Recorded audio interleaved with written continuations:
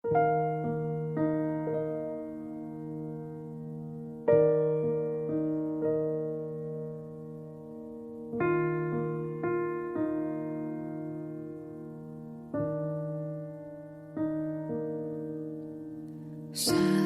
hal yang ku rindu,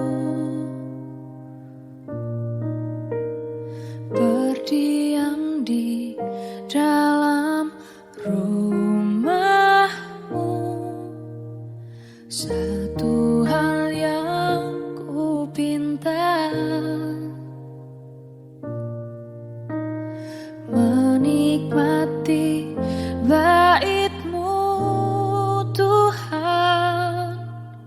Lebih baik satu hari di pelataranmu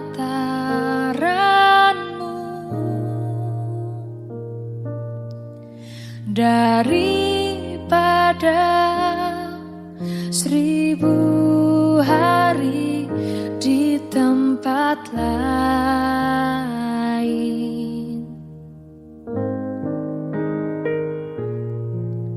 Memujimu, menyembahmu, Kau Allah yang hidup, dan menikmati semua kemurahan-Mu.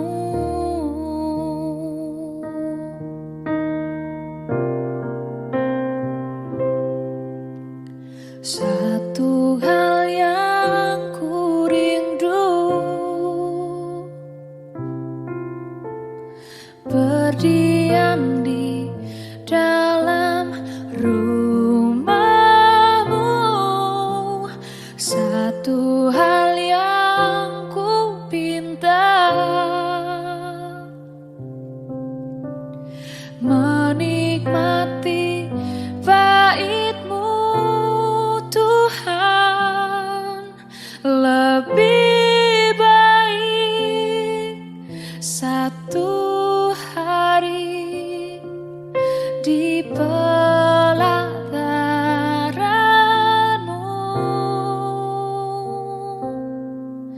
daripada 1000 hari di tempat lain.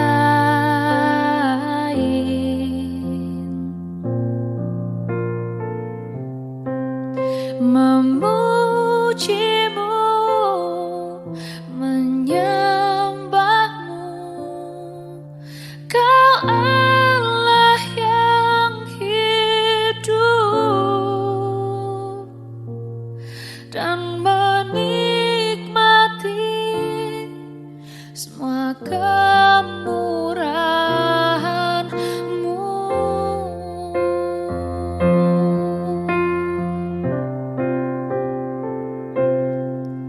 Lebih baik satu hari di pelataranmu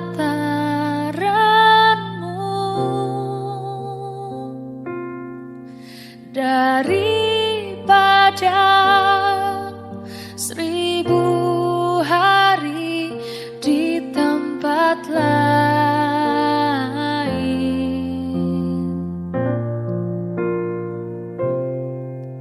Memujimu, menyembah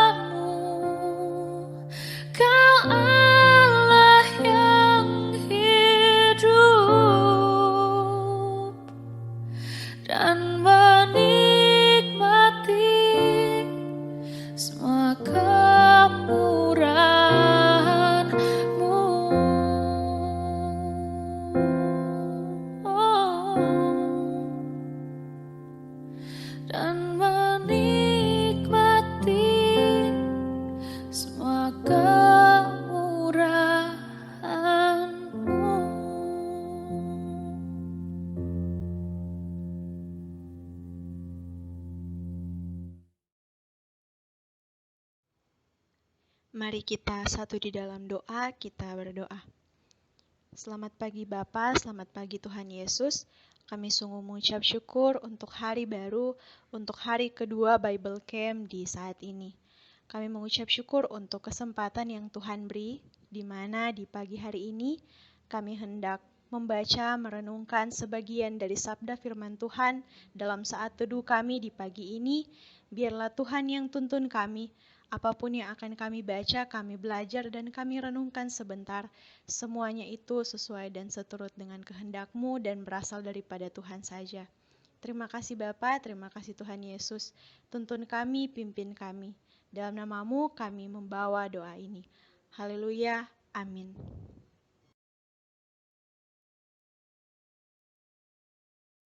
Shalom, selamat pagi adik-adik peserta Bible Camp.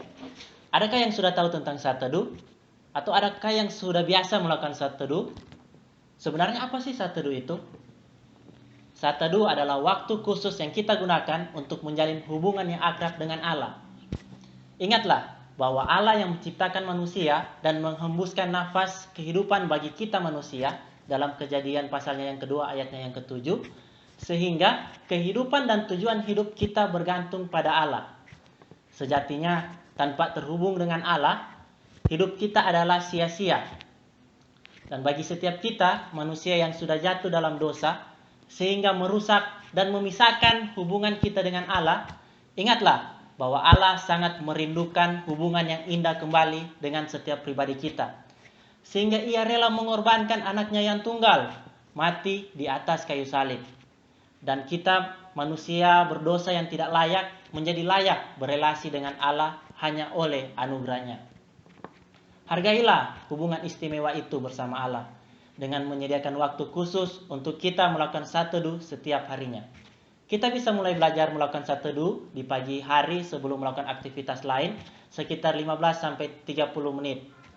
Karena alangkah baiknya kita memulai hari dengan berdoa, membaca Alkitab, dan merenungkannya.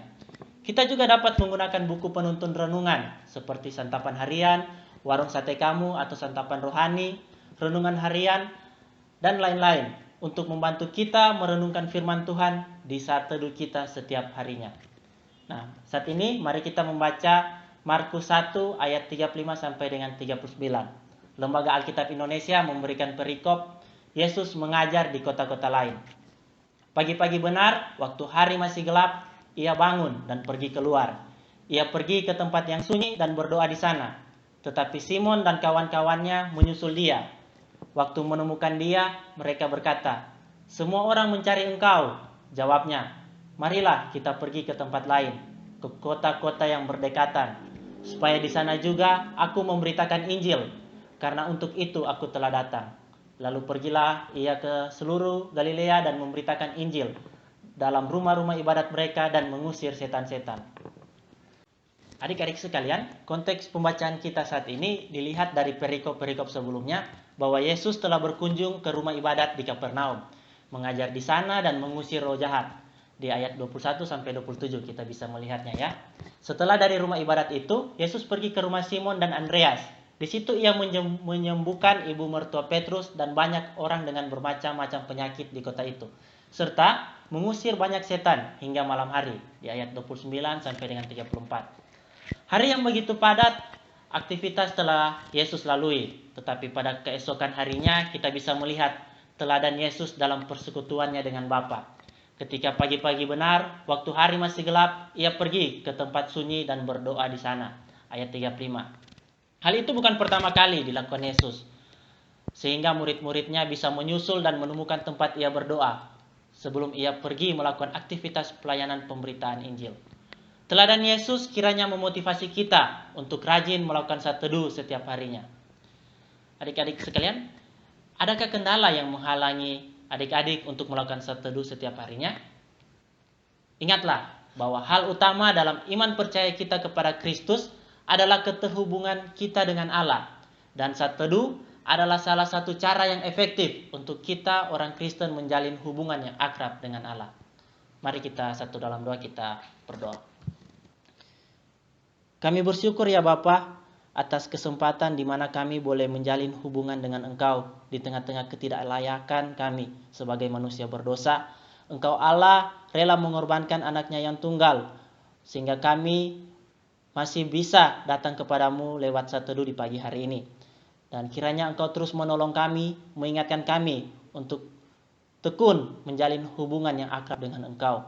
Dan berdoa pun untuk setiap sesi-sesi yang akan kami ikuti di Bible Camp hari ini sampai dengan besok, kiranya kami boleh terus mengalami pembaharuan daripada Engkau ya Tuhan.